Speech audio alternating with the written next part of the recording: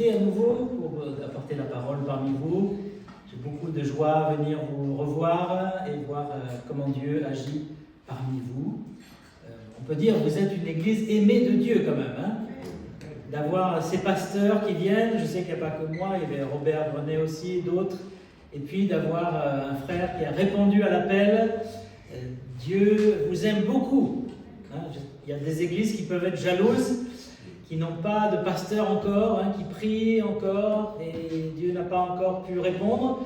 C'est pas que Dieu ne veut pas répondre, c'est qu'il n'y a pas d'hommes qui se lèvent. C'est ça le problème. Il faut des hommes qui se lèvent pour répondre à l'appel. Mais voilà, maintenant que vous avez un pasteur, son épouse qui est très active aussi avec leur fille, il faut en profiter, c'est-à-dire il faut se mettre à son poste. Il faut bâtir l'église ensemble. Pas se reposer sur le pasteur en disant il va tout faire et moi je vais juste le regarder. Non, il attend de vous aussi que vous leviez pour servir parce que chaque membre est important dans le corps de Christ. Ma mère s'est cassé le petit doigt par inadvertance. Et c'est pas grand le petit doigt, mais elle dit j'étais handicapée complètement parce que le petit doigt il sert à plein de choses en fait. Pour serrer, pour conduire, pour porter, pour faire la cuisine. Et donc si vous dites mais moi je ne suis qu'un petit doigt, eh bien vous avez toute votre place et votre importance dans l'œuvre de Dieu. Et en particulier les dames. Et j'aimerais vraiment m'adresser aux dames ce matin. Alors les hommes, écoutez attentivement, parce que nous avons des choses à apprendre aussi. Mais vraiment, c'est sous l'égide de cette journée, on peut dire, pour la femme. Et le titre de mon message, c'est « Quelle est la place des femmes dans l'Église ?» Alors je ne vais pas vous dire ce que j'en pense, ou mes opinions, ou mes idées personnelles. Ça n'a pas d'intérêt, je vais vous dire ce que j'ai trouvé dans la parole de Dieu. En tant que mari, en tant que pasteur, j'ai dû réfléchir à cette question depuis longtemps. Quelle place ont les femmes dans l'Église? Et je n'ai pas besoin d'aller très loin pour savoir qu'elles ont une place importante. Mais j'aimerais commencer avec ce verset, 1 Corinthiens 11, versets 11 et 12. 1 Corinthiens 11, versets 11 et 12. Je ne sais pas s'ils seront affichés sur l'écran, mais je vais vous le lire. Alors, c'est pas ça, c'est... Ça commence bien. Ah oui, je suis dans 12, c'est ça. Non, c'est bien. Toutefois, dans le Seigneur, la femme n'est point sans l'homme, ni l'homme sans la femme. Car de même que la femme a été tirée de l'homme, de même l'homme existe par la femme. Et tout vient de Dieu. Alors j'aime beaucoup ce verset, voilà, on a besoin les uns des autres. Sans la femme, je ne suis rien. Si ma maman ne m'avait pas mis au monde, je ne serais pas là. Si ma femme n'était pas mon soutien de tous les jours, je ne serais peut-être pas là non plus. Et puis, mesdames aussi, sans les hommes, eh bien, vous avez besoin des hommes dans la vie. Il y a des féministes extrémistes qui disent « nous n'avons plus besoin des hommes, nous pouvons vivre sans les hommes ». Je ne pense pas que ce soit réaliste. On a besoin les uns des autres. Et Dieu nous a fait comme ça, c'est son plan, c'est son principe, son organisation. Quand Dieu fait les choses, il le fait avec amour, avec sagesse, avec justice. Malheureusement, Satan vient toujours derrière Dieu pour démolir l'ordre que Dieu a établi. Quand Dieu a placé Adam et Ève dans le jardin, il leur a donné tous les arbres à manger, tous les fruits. Ils avaient cette communion merveilleuse dans ce jardin parfait. Et Satan est venu en disant, en susurrant, mais Dieu ne vous aime pas tant que ça parce qu'il vous interdit un arbre. Et il est venu démolir l'ordre que Dieu avait placé et Adam et Ève ont suivi Satan, le serpent, et tout s'est cassé. De la même façon, la famille, le rôle de l'homme aussi et de la femme, que ce soit dans la famille ou dans l'église ou dans le monde, c'est Dieu qui l'a placé et ce n'est pas à nous de le déplacer. Alors j'aimerais lire maintenant dans Romains chapitre 16. C'est un chapitre qu'on ne lit pas souvent. Pourquoi? Parce qu'il y a plein de prénoms. C'est comme le livre des nombres ou certaines généalogies, il y a les chrétiens, ils passent. Mais en fait, tout passage dans la Bible est intéressant. Romains 16, c'est Paul qui écrit aux Romains « Je vous recommande Phébé, notre sœur, qui est diaconesse de l'église de Sancrée, afin que vous la receviez en notre Seigneur d'une manière digne des saints, et que vous l'assistiez dans les choses où elle aurait besoin de vous, car elle en a aidé beaucoup, ainsi que moi-même. » Phébé. Saluez Prisca et Aquilas, mes compagnons d'œuvre en Jésus-Christ, qui ont exposé leur tête pour sauver ma vie. Ce n'est pas moi seul qui leur rend grâce, ce sont encore toutes les églises des païens. Prisca. Saluez aussi l'église qui est dans leur maison. Saluez Épaïnette, mon bien-aimé, qui a été pour Christ les prémices de l'Asie. Saluez Marie, qui a pris beaucoup de peine pour vous. Saluez Andronicus et Junias, mes parents et compagnons de captivité, qui jouissent d'une grande considération parmi les apôtres, qui ont même été en Christ avant moi. Saluez Amplias, mon bien-aimé dans le Seigneur. Saluez Urbain, notre compagnon d'œuvre en Christ, et Stachys, mon bien-aimé. Saluez Apelles, qui est éprouvé en Christ. Saluez ceux de la maison d'Aristobule. Saluez Hérodion, mon parent. Saluez ceux de la maison de Narcisse, qui sont dans le Seigneur. Saluez Tryphène et Tryphose, qui travaillent pour le Seigneur. Saluez Perside, la bien-aimée, qui a beaucoup travaillé pour le Seigneur. Saluez Rufus, l'élu du Seigneur, et sa mère, qui est aussi la mienne. Saluez Asyncrite, Phlégon, Hermès, Patrobas, Hermas, et les frères qui sont avec eux. Saluez Philologue et Julie, Nérée et sa sœur, et Olympe, et tous les saints qui sont avec eux. Saluez-vous les uns les autres par un saint baiser. Toutes les églises de Christ vous saluent. Amen. Combien y a-t-il de femmes dans ce passage? On en a compté. Alors, il y a des prénoms pour nous qui ne sont pas habituels, donc on ne sait pas si c'est un homme ou une femme. Hein. Mais les historiens ils peuvent le dire, il y a 10 femmes dans ce passage. Donc c'est remarquable. 10 femmes qui sont saluées comme étant dans l'œuvre de Dieu, comme étant des colonnes dans l'Église, qui ont un rôle important. Dans toute la Bible, on dénombre 150 noms de femmes. Dans toute la Bible. Savez-vous combien il y a de noms de femmes dans le Coran? 1. Marie, mère de Jésus. 1. Ça révèle quand même un point de vue particulier sur la femme. Quand je vois les jeunes Françaises se voiler de la tête aux pieds et adopter l'islam, je me dis, mais est-ce qu'elles ont bien lu le Coran? Est-ce qu'elles ont bien compris ce qu'est l'islam pour la femme? C'est une régression totale par rapport à la Bible.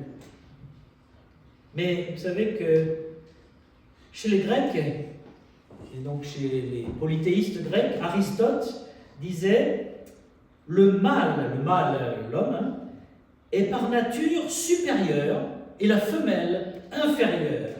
L'un commande et l'autre obéit. Donc on voit comment certaines de nos sociétés ont mal tourné, où les femmes sont devenues des objets qui doivent obéir et les hommes sont considérés comme supérieurs. Dans la Bible, il y a plusieurs femmes modèles, au contraire, qui sont mentionnées. Sarah, Anne, Esther, Ruth, Déborah, Marie aussi, hein, les maris, et puis même plusieurs maris. Il y a même le chapitre qu'on a lu tout à l'heure, Proverbe 31, tout un chapitre pour décrire la femme vertueuse. Il n'y a pas un chapitre pour décrire l'homme vertueux. Et ce chapitre est magnifique parce qu'il montre qu'une femme qui marche avec le Seigneur est une femme très active, qui porte beaucoup de fruits. Ce n'est pas une femme éteinte qui obéit aux hommes et qui ne sait rien faire d'elle-même. C'est une femme qui a des projets, qui s'occupe de sa maison, de ses enfants, de son mari, qui achète un champ. Elle est une femme d'affaires presque. Hein. C'est quelque chose d'étonnant. Dans la Bible, nous trouvons des épouses sages, des reines pieuses, des femmes de Dieu qui prophétisent, qui évangélisent, des diaconesses, des patronnesses, des femmes qui chantent sous l'inspiration de la grâce, qui prient, des femmes de qualité qui reçoivent l'Église dans leur maison, etc., etc. Et dans l'histoire de l'Église, il y a de nombreuses femmes qui ont marqué la mission, qui ont marqué l'Église. Mais nous voulons maintenant voir ce que Dieu dit sur la femme, quelle est sa place. Et j'aimerais commencer avec Genèse 1, 27. Je commence au début. Sinon, on peut se tromper si on ne part pas du départ. Dieu créa l'homme à son image. Il créa l'homme et la femme. Alors même si au départ, il n'y a que Adam qui est créé, l'homme. Néanmoins, dès le départ dans la pensée de Dieu, il crée l'humain, homme et femme, mâle et femelle. Dans la pensée de Dieu, dès le départ, parce que quand on lit Genèse 2, on a l'impression que l'homme est un peu seul et Dieu dit, bon, je vais te trouver quelqu'un pour toi. C'est ça qui a l'impression qui est laissée du chapitre 2. Mais chapitre 1, 27 dit, Dieu créa l'humain, homme et femme. Nous sommes dans la pensée de Dieu au départ, hommes et femmes complémentaires, unis. Mais c'est vrai qu'à un moment, Adam était seul. Il s'est rendu compte. Il avait tous les animaux, il leur avait donné des noms, mais aucun animal n'arrivait à combler son cœur. Pourquoi? Parce que les animaux peuvent nous apporter beaucoup d'affection. Surtout les chiens, ils sont tellement fidèles. Les chats aussi un petit peu, ça dépend. Mais les animaux nous apportent tellement de choses, mais ils ne sont pas des vis-à-vis. Vous ne pouvez pas avoir une conversation profonde avec votre animal. Vous ne pouvez pas prier avec votre animal. Et vous ne pouvez pas élever des enfants avec votre animal. Et donc, il avait besoin d'une aide. Et Genèse 2, 18, et l'exaucement à ses prières, certainement. Genèse 2, 18, l'Éternel Dieu dit, il n'est pas bon que l'homme soit seul, je lui ferai une aide semblable à lui. C'est une petite phrase, mais qui veut dire beaucoup. D'abord, semblable à lui.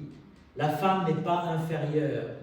La femme n'est pas différente fondamentalement. C'est un être humain comme l'homme. Elle est semblable. Et c'est pour ça qu'on a cette communion ensemble. C'est qu'on est semblable, bien sûr. Mais une aide. Et là, on voit dès le départ un petit peu la pensée de Dieu dans le rôle de la femme. Elle est une aide. Les femmes ont cette capacité que Dieu leur donne et ce cœur pour aider les autres. Si dans le monde il n'y avait pas de femmes, je pense que le monde serait très dur. Les hommes sont durs, les hommes masculins. Bien sûr, il y a des exceptions, il y a des hommes très doux et des femmes très dures aussi. Il y a les deux. Mais globalement, quand Dieu nous a créés, il voulait que la femme soit celle qui supporte, qui soutienne, qui aide. Notamment avec les enfants, avec la famille. Le mot aide, là, est un mot très fort, edzer. Ça signifie secours. C'est pas juste une aide, tiens, j'ai besoin un peu de... Non. C'est le secours. Il est même utilisé pour Dieu. Quand il est dit Dieu est mon secours, Dieu est mon edzer, le même mot pour la femme. Nous, les hommes masculins, nous pensons n'avoir besoin de personne parfois. On dit, mais je suis un homme, je m'en sors tout seul. Mais dans la difficulté, s'il n'y avait pas nos épouses, s'il n'y avait pas les femmes, dans les églises, s'il n'y avait pas les femmes qui soutiennent l'église, qui prient, qui aident, qui fortifient, qui tiennent ensemble, eh bien, ce qui organise souvent aussi les choses, les hommes auraient beaucoup de mal. Nous avons besoin d'une aide semblable à nous. La femme est l'équipière, l'allié de l'homme, son partenaire. Nous sommes une équipe, hommes et femmes. Les pensées de ce monde aujourd'hui, les philosophies féministes en particulier, essaient de rattraper tous les siècles où la femme a été maltraitée. Et il y avait besoin de rattrapage. Quand vous voyez que la femme ne pouvait pas voter, quand on disait au Moyen-Âge que la femme n'avait pas d'âme, la femme n'avait pas d'âme. Donc même si elle priait, ça ne servait à rien, puisqu'elle n'a pas d'âme. Vous imaginez d'en arriver là quand même. C'est parce que les hommes se sont éloignés de la Bible. La femme n'avait pas le droit de voter, n'avait pas le droit d'avoir un compte en banque, encore il y a très peu de temps. Et les femmes étaient aussi maltraitées. On voit que le mouvement MeToo a essayé de changer l'attitude des hommes bêtes et brutaux qui abusent des femmes. Et ça, c'est des bonnes choses très importantes. Mais le problème des mouvements comme ça, c'est que souvent il va de l'autre côté. Et de l'autre côté, c'est l'homme est l'ennemi de la femme, tous les hommes sont des cochons, voilà, les femmes se mettent à détester les hommes, quels qu'ils soient, peu importe ce qu'ils font, et ça fait une séparation, une division. Or, Dieu nous a créés pour qu'on soit des partenaires, qu'on soit une équipe, même si on n'est pas mariés, on travaille ensemble. Et ça doit être le cas dans l'Église du Seigneur. On doit être ensemble. Il ne doit pas y avoir les hommes qui se mettent d'un côté et les femmes de l'autre. Savez-vous que dans certaines églises, c'est le cas, hein? Maintenant, ça commence à disparaître. Et ne parlons pas des synagogues et des mosquées, où les femmes sont totalement séparées des hommes dans le culte. La femme est égale à l'homme, mais elle a un rôle particulier que Dieu lui a assigné, c'est d'être un soutien, une aide. Et ça se montre dans toute la Bible. Elle est aussi, bien sûr, celle qui porte l'enfant et qui va s'occuper, plus que l'homme encore, hein, des enfants et de la famille, de la maison. En Christ, qu'est-ce que nous avons en Christ avec le Seigneur Jésus? Galates, chapitre 3, verset 28. Galates 3, 28. Je vous donne les versets de base, vous les connaissez certainement, mais c'est bien de revoir les bases et d'avoir quelque chose de clair dans sa pensée. Galates 3, 28. Il n'y a plus ni juif, ni grec, ni esclave, ni libre, ni homme, ni femme, car tous vous êtes un en Jésus-Christ. Nous sommes un, homme et femme. Là, j'insiste sur homme et femme. Dans l'Ancien Testament, ce n'était pas encore le cas. Dans l'Ancienne Alliance, il n'y avait que les hommes qui étaient circoncis. Les femmes n'étaient pas circoncises. Seuls les hommes pouvaient être rois et sacrificateurs. Et les hommes avaient un accès à Dieu que n'avaient pas les femmes, justement. Et il y a des exemples contraires, comme Anne, qui se met à prier. Vous vous rappelez, la maman de Samuel, elle est stérile, et elle va au temple chaque année avec son mari pour prier. Elle dit, Seigneur, donne-moi un enfant. Et le souverain sacrificateur la méprise, parce que c'est une femme. Hein. Il dit, mais tu es saoul ou quoi? Qu'est-ce que tu sais que ces prières que tu fais? Et ça, c'est la mauvaise attitude des hommes. Il ne doit pas en être ainsi dans l'Église. Une femme prie aussi bien qu'un homme. Et qu'est-ce que dit ce verset de Galates, en fait? C'est que la femme a le même accès à Dieu, le même salut que l'homme, le même pardon de ses péchés, la même dose de Saint-Esprit. Les hommes n'ont pas plus le Saint-Esprit que les femmes. Les hommes ne prient pas mieux que les femmes. Les hommes ne sont pas plus spirituels que les femmes. Nous sommes un en Jésus-Christ. Ce verset est certainement une réponse à une prière juive de l'époque qu'on trouve dans le Talmud et que certains prient encore aujourd'hui, malheureusement, dans le judaïsme. Cette prière est la suivante, c'est la prière du matin quand vous vous réveillez et que vous êtes un homme. Hein? Merci de ce que tu ne m'as pas fait non-juif, esclave ou femme. Et la Bible dit, en Jésus-Christ, il n'y a plus ni païen, hein, ni barbare, ni esclave, ni homme, ni femme. Nous sommes un. Ça répond à cette prière mauvaise, hein, horrible. Merci de ce que je ne suis pas une femme, mais qu'est-ce que ça veut dire? Si je suis un homme, merci Seigneur. Si je suis une femme, merci Seigneur. C'est Dieu qui choisit, et moi je n'ai rien choisi. Et donc, on doit retrouver dans l'Église le même principe de partenariat entre l'homme et la femme dans l'Église. La femme, nous croyons qu'elle doit être complémentaire à l'homme. Alors, il y a deux opinions, deux thèses là-dessus dans le monde chrétien, dans la chrétienté. Il y a ceux qui sont égalitaristes, c'est-à-dire la femme est totalement égale au sens où elle peut devenir pasteur, prêtre, prêcher et diriger l'Église. Donc il y a un certain nombre d'églises, même des églises baptistes en France, hein, de la fédération, où les femmes sont pasteurs. Vous avez beaucoup d'églises charismatiques où vous avez le mari et sa femme qui sont pasteurs. La femme a souvent même plus d'autorité que son mari. Est-ce que c'est le plan de Dieu? Nous croyons, en regardant les Écritures, que ce n'est pas le plan de Dieu. Nous croyons à la position complémentariste. Il y a égalitariste et complémentarité, c'est-à-dire que la femme a le même salut, le même Saint-Esprit, la même spiritualité, mais que son rôle n'est pas d'être en première ligne. Son rôle est d'être une aide, un soutien. Sans l'aide, ceux qui sont en première ligne ne vont nulle part. Ceux qui ont été dans l'armée ou qui connaissent les principes de l'armée, si vous allez au front et qu'il n'y a personne derrière, c'est fini pour vous. Parce qu'il faut avoir à manger, il faut avoir des munitions, quand vous revenez, vous êtes fatigué, il faut qu'on vous remplace. Non, on a besoin les uns des autres. Mais chacun doit être à son poste. Tous les hommes ne sont pas appelés à être en première ligne. Mais nous croyons que dans le poste de pasteur en particulier, pour nous, Église baptiste, ça doit être un homme. Pourquoi nous croyons cela? Nous croyons qu'il y a une complémentarité. 1 Corinthiens 11, verset 3, d'abord. 1 Corinthiens 11, verset 3. Je veux cependant que vous sachiez que Christ est le chef de tout homme, que l'homme est le chef de la femme et que Dieu est le chef de Christ. Donc ici, il y a un ordre divin. Dieu, Christ, l'homme, la femme. Ça ne veut pas dire que la femme est inférieure ou que Christ est inférieur. Est-ce que Christ est inférieur au Père? Il est égal au Père. Pourtant, il est en dessous là. Dieu, le chef de Christ. Qu'est-ce que ça veut dire? Ce n'est pas parce que la personne est inférieure, c'est que simplement il y a un ordre.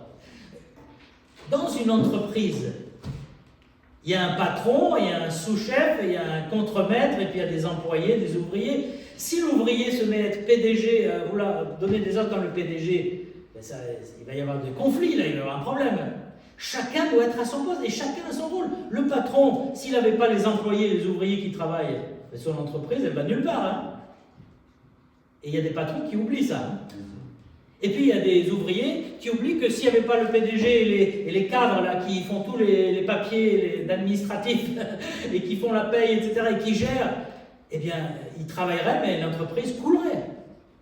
Parce qu'ils font des heures supplémentaires souvent, les cadres supérieurs. Et donc on a besoin les uns des autres. Et dans l'Église, c'est pareil. Mais il dit bien, attention, l'homme est le chef de la femme. Alors chef ne doit pas être pris dans le sens chef qui donne des ordres et les femmes doivent obéir. Dans la Bible, le mot chef, c'est le mot tête. Tête, ça veut dire vraiment qui est dans le corps, qui est au-dessus. Mais on est en corps, on est ensemble. Chef, c'est pas qui donne des ordres. Chef, c'est qui est responsable, en fait. Le pasteur a une responsabilité. Les dirigeants de l'Église ont une responsabilité. Et chacun qui a un ministère dans l'Église, homme ou femme, est chef, au sens où il a une responsabilité. Si vous occupez des enfants, vous êtes chef des enfants. Ça ne veut pas dire que vous devez donner des ordres à tout le monde, ça veut dire que vous êtes responsable pour que ça marche bien. Et c'est vous, s'il y a un problème, c'est vous le problème, le responsable. Notre Seigneur Jésus a vraiment considéré les femmes d'une façon différente des rabbins qui existaient à son époque. Les rabbins étaient très masculiniste, je ne sais pas comment dire, mais Christ, lui, était vraiment accordé autant de place aux femmes qu'aux hommes. Il s'est occupé de la femme samaritaine, il s'est occupé des femmes possédées, il s'est occupé de femmes prostituées. Vous vous rappelez ce dîner où Jésus est invité par Simon, et il y a une femme qui vient pleurer aux pieds de Jésus et essuyer les pieds de Jésus avec ses larmes et ses cheveux. Et Simon, dans son cœur, il dit, mais si c'était un prophète, il saurait que c'est une femme pécheresse. Et cette femme n'était plus pécheresse. Pourquoi?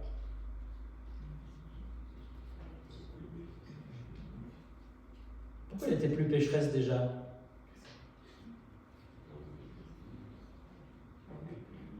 Parce qu'elle avait cru au Seigneur. Elle avait été pardonnée de ses péchés. Donc, lui, il voyait encore la femme pécheresse, prostituée, je ne sais pas exactement, mais Jésus voyait déjà cette femme pardonnée. Et elle vient lui essuyer les pieds. Et Jésus la met à l'honneur. Il dit, elle m'a essuyé les pieds. Toi, tu ne m'as pas lavé les pieds quand je suis rentré. Elle a fait beaucoup plus que toi, homme, qui te crois supérieur. Et donc, Jésus a honoré les femmes.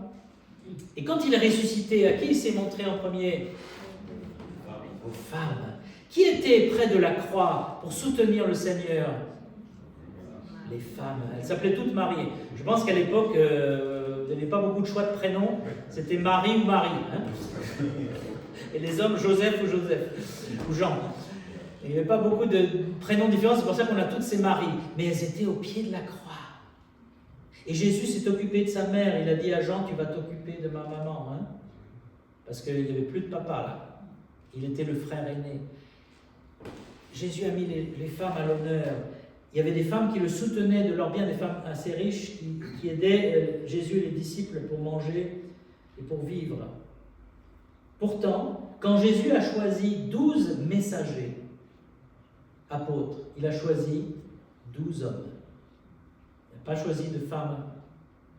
Quand l'Église des Actes a choisi 7 personnes pour aider les apôtres, qu'on appelle les diacres, même si le mot n'est pas exactement dans le texte, hein, il a choisi 7 hommes. Le Saint-Esprit a choisi 7 hommes. Donc, on ne peut pas dire que Jésus suivait la tradition de son temps. Jésus, c'est celui qui a le plus mis des coups de pied dans la tradition. Parce que la tradition était fausse, hein, elle ne suivait pas les Écritures. Quand les hommes pouvaient divorcer de leur femme, ils faisaient une lettre, parce que leur femme ne leur plaisait plus, ou parce qu'elle avait raté le dîner, hein, on pouvait faire une lettre, et hop, tu es viré. Et Jésus dit, mais c'est inacceptable. Et si Moïse vous a permis de faire une lettre, c'est parce que vous êtes dur, parce que vous étiez prêt à même la virer sans faire de lettre, sans qu'elle soit officiellement divorcée. Et Jésus a dit, je suis contre ça. Il voulait protéger les femmes, il a protégé les femmes. Mais il a choisi 12 hommes. Donc il y a quelque chose là. Hein. Et Paul nous l'explique un petit peu. Notamment en Timothée, il dit que l'évêque, ce sont des hommes, les évêques. Les pasteurs, hein, le mot évêque, c'est pour le mot pasteur, berger, surveillant. Il dit qu'il faut que l'évêque soit mari d'une seule femme. On voit bien que c'est un homme. Hein. Et puis, regardons ensemble 1 Timothée 2, versets 9 à 12. 1 Timothée 2, ce qui me confirme que la femme ne doit pas être pasteur. 1 Timothée 2, versets 9 à 12. Je veux aussi que les femmes, vêtues d'une manière décente, avec pudeur et modestie, là, il s'adresse à l'Église. Il ne parle pas de ce que vous faites à la maison ou au travail. Il est en train de dire, voilà comment on doit se comporter dans l'Église. Je veux que les femmes vêtues d'une manière décente, avec pudeur et modestie, ne se parent ni de tresses, ni d'or, ni de perles, ni d'habits somptueux, mais qu'elles se parent de bonnes œuvres, comme il convient des femmes qui font profession de servir Dieu. Que la femme écoute l'instruction en silence, avec une entière soumission. Je ne permets pas à la femme d'enseigner, ni de prendre de l'autorité sur l'homme, mais elle doit demeurer dans le silence. Donc, je m'arrête d'abord avec le mot silence. Si on devait appliquer tel quel, on devrait dire les femmes n'ont pas le droit à la parole dans l'Église. Or, en 1 Corinthiens, il dit bien, il y a des femmes qui prient et qui prophétisent. Alors, je ne pense pas qu'elles priaient silencieusement ou prophétisaient silencieusement. Donc, est-ce que Paul se contredit? En fait, le mot original là n'est pas merveilleusement traduit par silence, il est traduit avec un esprit paisible, tranquille. Il faut que les femmes restent tranquilles, mais elles ont droit à la parole. Mais ce qu'il souligne ici, par contre, elles ne peuvent pas enseigner les hommes ou prendre autorité sur les hommes, parce que c'est l'ordre de Dieu. Dieu est le chef de Christ, qui est le chef de l'homme, qui est le chef de la femme. On doit respecter cet ordre. Donc, si vous êtes une femme et vous avez envie de donner des ordres à un homme, abstenez-vous, mais par contre, vous pouvez prier. Vous pouvez vraiment demander au Seigneur, Seigneur, éclaire cet homme. Beaucoup de femmes ont de la sagesse et certains hommes n'ont pas de sagesse. Et je pense à des femmes et des maris, par exemple. Et plutôt que de dire à votre mari, fais ci, fais ça, et prendre le commandement de la maison, ce qui n'est pas le plan de Dieu, c'est de dire, je vais prier, Seigneur, touche le cœur de mon mari, touche le cœur du pasteur, touche le cœur de cet homme dans l'église qui, à mon avis, ne fait pas les choses correctement. Mais si les femmes prennent de l'autorité sur l'homme, on est en train d'aller contre la volonté de Dieu, et la bénédiction de Dieu n'est plus là. Il faut qu'elle garde une attitude paisible. C'est le même mot qu'on trouve en 1 Pierre, chapitre 3, verset 4. Les femmes d'un esprit doux et paisible. On voit bien que ce n'est pas le mot silence. Donc attention à ça. Mais il y a un autre passage, 1 Corinthiens 14, 34 et 35, où il y a l'idée de se taire dans l'Église. Alors, ça recommence.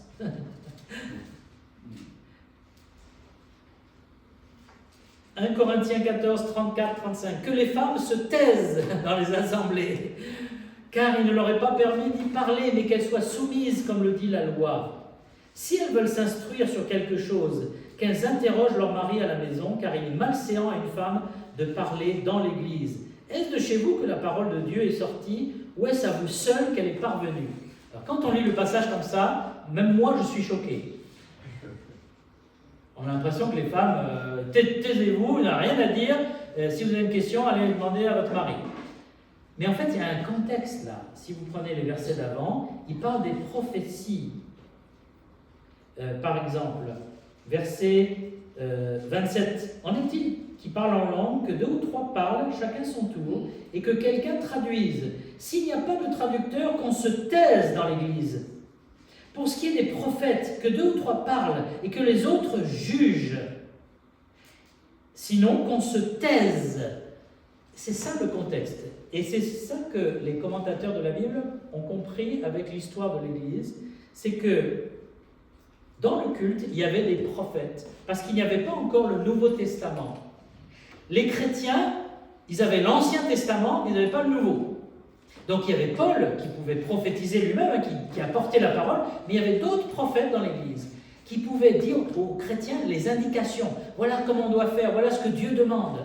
Et donc pendant le culte, il y avait un temps réservé à la prophétie où des hommes et des femmes pouvaient se lever et prophétiser.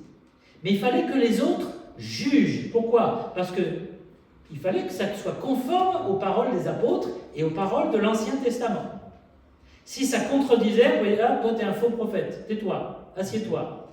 Et il y a toujours quelqu'un qui veut parler et qui dit des bêtises. Donc il fallait un moment de jugement après la prophétie. Et ce que Paul est en train de dire, c'est que si vous êtes une épouse, ne prenez pas part à ce jugement-là. Taisez-vous pendant le moment de prophétie et de jugement. Si vous avez un doute sur quelqu'un qui a prophétisé sur une prophétie, demandez à votre mari à la maison, si vous êtes marié, sinon demandez au pasteur. Mais, donc c'était vraiment un contexte très particulier. Ça ne parle pas de tout le culte. Ça parle du moment de parler en langue et de prophétie qui avait lieu dans l'église de Corinthe. Aujourd'hui, nous n'avons plus le parler en langue qui a disparu depuis les apôtres. Nous n'avons plus la prophétie parce que nous avons tout le Nouveau Testament. Le moment de prophétie, c'est un peu le moment de prédication. Pourquoi? Parce que quand on prêche, on rappelle les prophéties de la Bible. Mais on n'ajoute rien, normalement. Il ne faut rien ajouter. Et donc, là encore, pendant la prédication, imaginez qu'une personne se lève pendant ma prédication et dit « Oui, mais je ne suis pas d'accord, mais comment ?» Là, on n'y arriverait pas. On attend dans une église que la personne attende au moins la fin de la prédication et on a le droit, à la fin de la prédication, de dire « Mais expliquez-moi là, mais pendant la prédication, on se tait. Sauf si le prédicateur vous demande, bien sûr, de dire quelque chose. Et c'était le cas en particulier pour les femmes.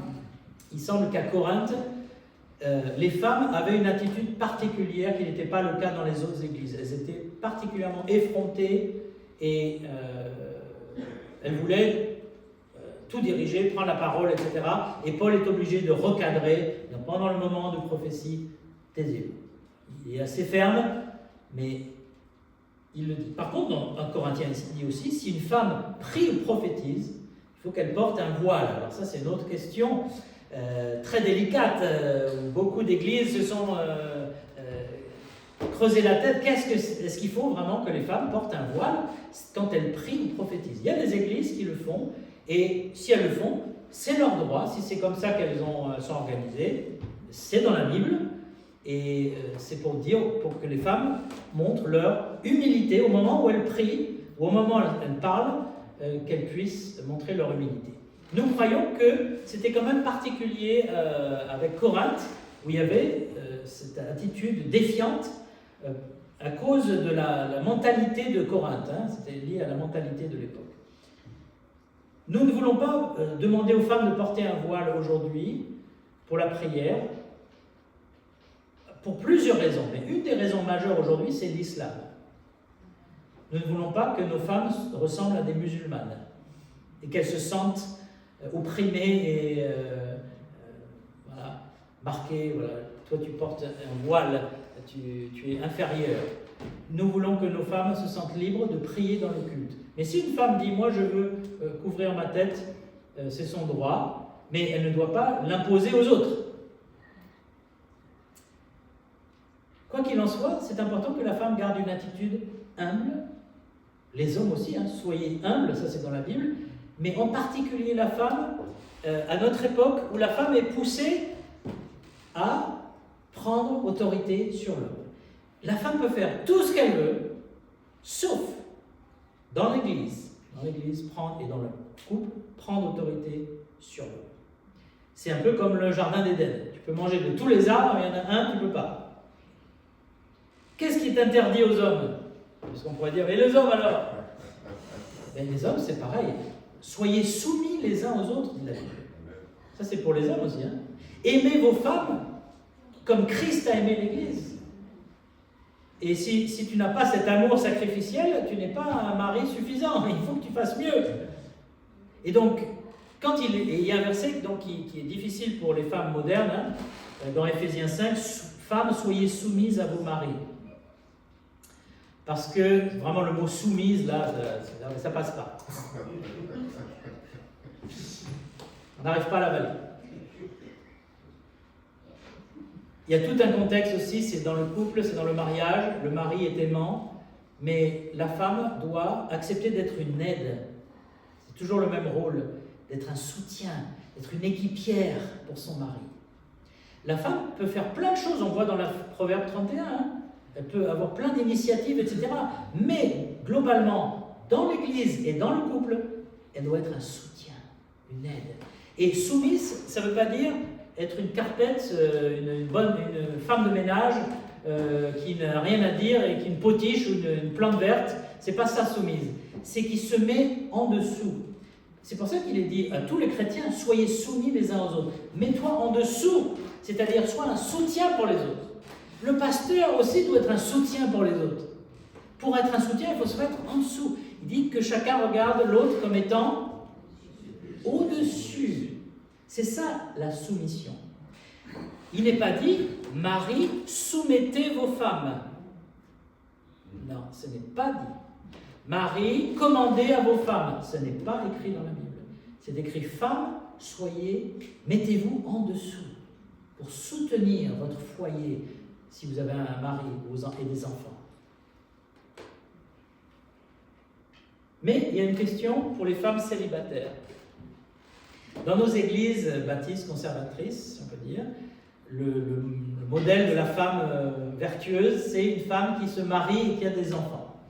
Mais il y a des femmes qui ne sont pas forcément faites pour ça, ou qui n'ont pas trouvé, ou qui n'ont pas, sentent pas le besoin, et il ne faut pas les mépriser, il ne faut pas dire « Toi, quand est-ce que tu vas te marier? T'as quel âge ?» C'est dur pour une femme d'entendre ça alors qu'elle est célibataire.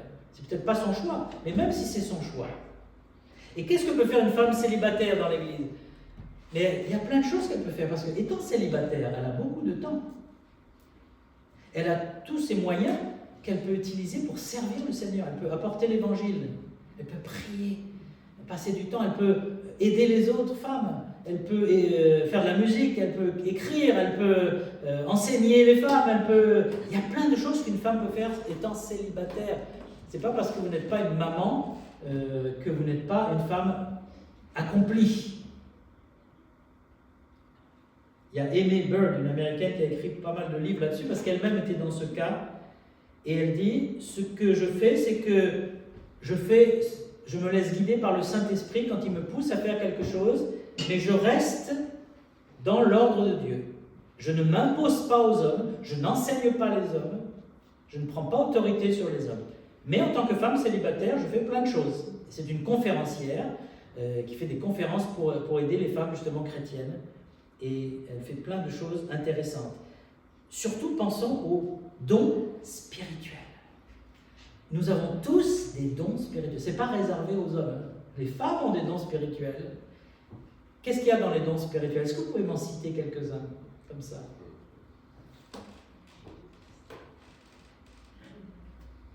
Tout le monde peut parler.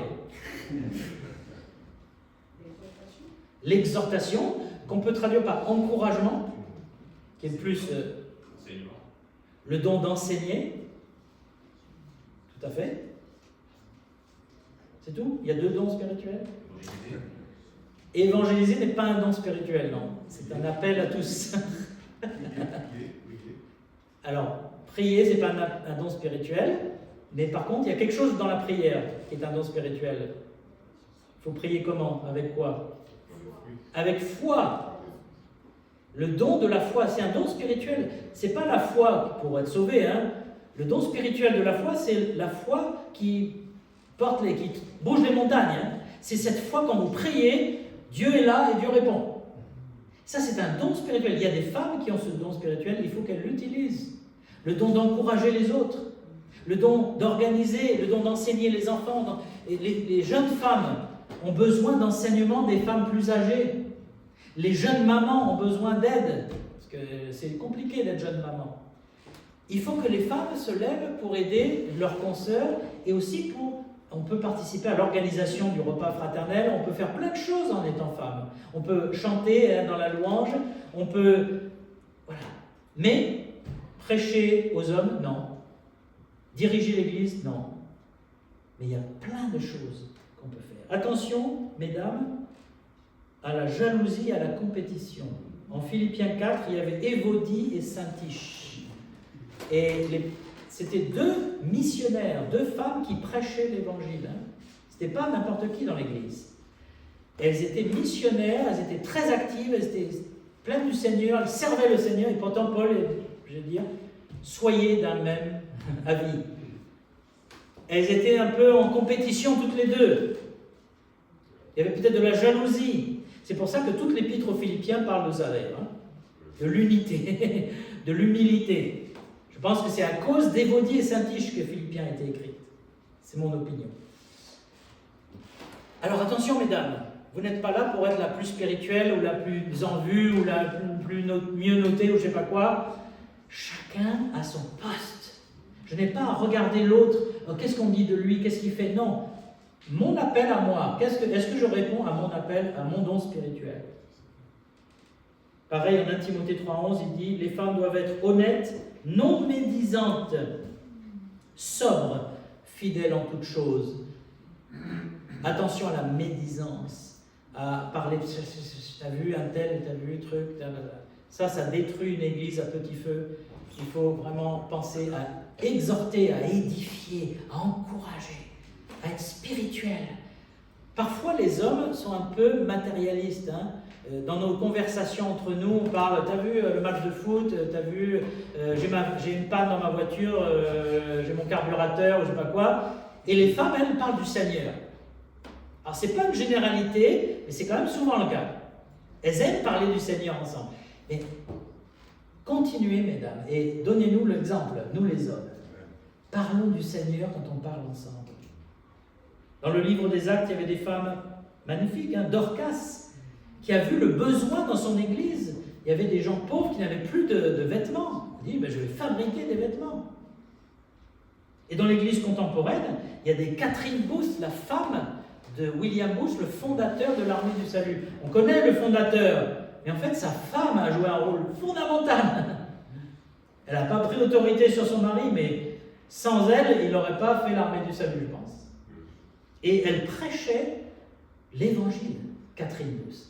Il y avait des salles dans l'Armée du Salut où les SDF de l'époque venaient pour trouver donc le savon, le salut et la soupe, les 3 S. Et elle, souvent, quand elle était là, elle prêchait l'évangile. Alors, c'est pas qu'elle prêchait comme un pasteur, mais elle disait, venez au Seigneur Jésus, tournez-vous vers lui, il vous aime, je suis là pour vous dire, le Seigneur vous aime, vous êtes perdus dans la rue là, mais Dieu vient vous chercher. Et elle a gagné des âmes, beaucoup d'âmes, Catherine Booth. Et puis il y a Corrie ten Boom, cette femme hollandaise qui a protégé des Juifs avec sa famille pendant la guerre et qui a été dans un camp avec sa sœur. Sa sœur est morte dans le camp et elle a survécu miraculeusement. Et après ça, elle a été vraiment une conférencière, une femme qui a parlé comment avoir gardé la foi dans les situations les plus horribles. Il y a une autre femme dans le même genre, Joni Eareckson Tada, qui à 16 ans est devenue totalement tétraplégique. Et au début, elle s'est révoltée contre Dieu, puis après, grâce à un ami chrétien, elle a compris que Dieu pouvait l'utiliser même étant tétraplégique. Et elle a commencé à servir le Seigneur. Et c'est une femme qui a servi le Seigneur toute sa vie, dans son fauteuil. Elle peint avec la bouche, elle chante, elle fait des conférences pour les femmes, elle écrit des livres, tout en étant tétraplégique. Ce sont des femmes exemplaires, des femmes qu'on peut imiter, qui édifient. Elizabeth Elliot, la femme d'un missionnaire chez les Oka. Vous avez certainement entendu parler de cette histoire. Ces 5 hommes qui sont allés évangéliser la tribu des Oka et qui ont été tués le premier jour de leur arrivée. Ils sont arrivés, l'avion a atterri près d'un fleuve, ils sont sortis de l'avion et les Indiens les attendaient et les ont tous tués. Qu'ont fait les épouses? Elles sont retournées.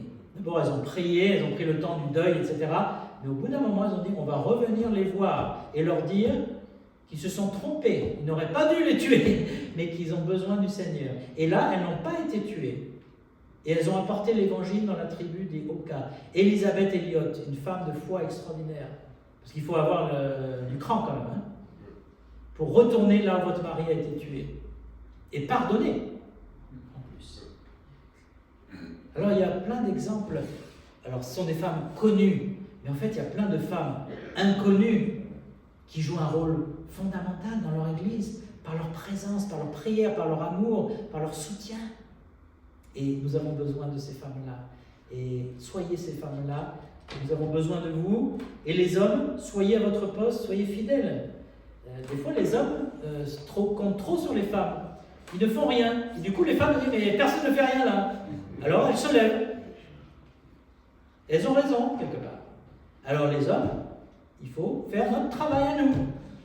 Et ensuite, les femmes seront heureuses de pouvoir nous assister, de pouvoir être un soutien dans l'Église.